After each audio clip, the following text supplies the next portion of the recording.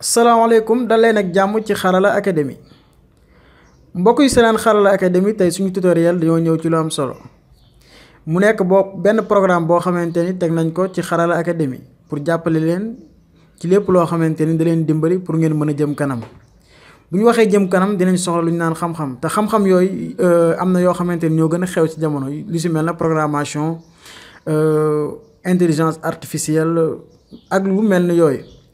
léegi ñun fi ñu bëggoon taxaw rek mooy programmation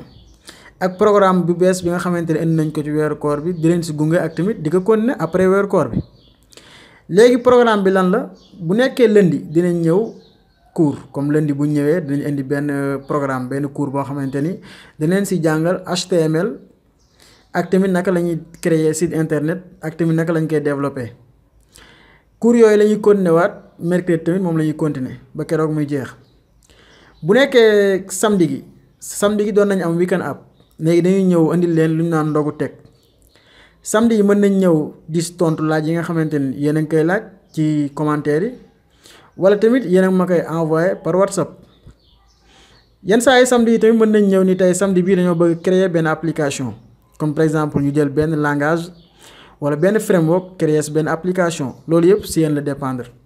lu ngeen si gën a soxla rek mën ngeen ko bind si commentaire yi bu ko defee ñun si yooyu la ñuy ñëw di leen ñaanal kooru jàmm di leen sant di leen gërëm di leen wax ngeen partager chaîne bi daal di aimer vidéo yi ba beneen yoon ci beneen tutoriel merci.